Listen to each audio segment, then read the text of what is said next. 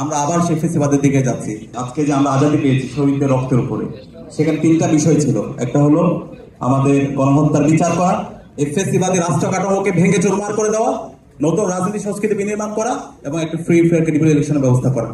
এগুলো যদি না করে আমরা যদি শুধুমাত্র নির্বাচন এবং নির্বাচনকে প্রায়োরিটি দিই, আলটিমেটলি আমরা আবার সেই ফেসিবাদের দিকে যাচ্ছি।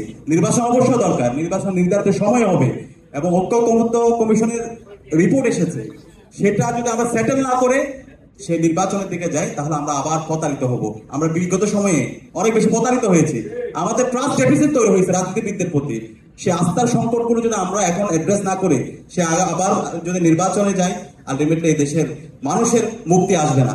আমরা দেখতে পেয়েছি, এটা আমাদেরকে অবাক করেছে এবং কষ্ট দিয়েছে।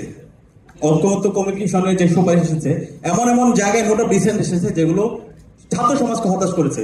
স্বাধীন আমাদের হচ্ছে যে স্বাধীন কর্ম কমিশন পিএসসির ক্ষেত্রে আমরা দেখতে পেয়েছি 27তম বিসিএস এর কি অবস্থা, একটা কলেজ থেকে কিভাবে নিয়োগ হয়েছে। তো এইভাবে যদি আমরা এগুলো সেটেল না করি, আমরা যদি দুর্নীতি দমন কমিশনকে তাদেরকে ইন্ডিপেন্ডেন্ট না করতে পারি, তাদেরকে শক্তিশালী করতে না পারে, আলটিমেটলি কোনোটাই সাস্টেন করবে না। তো আমি অনুরোধ করবো, এখনো সময় আছে, আমরা চাই আমাদের দেশের যত রাজনৈতিক দল আছে এখনো সময় একটা কনসেনসাসে আসার, জাতীয় ঐক্যমত্যের ভিত্তিতে একটা পূর্ণাঙ্গ বাংলাদেশের ন্যাশন হিসেবে বিল্ড করার, এর ভিত্তিতে আগামীর বাংলাদেশ নির্মাণ করা। এটা যদি করতে ব্যর্থ হয়, যারাই করতে ব্যর্থ হবে তারাই আগামীর বাংলাদেশে তাদের রাজনীতির জন্য কঠিন হয়ে পড়বে।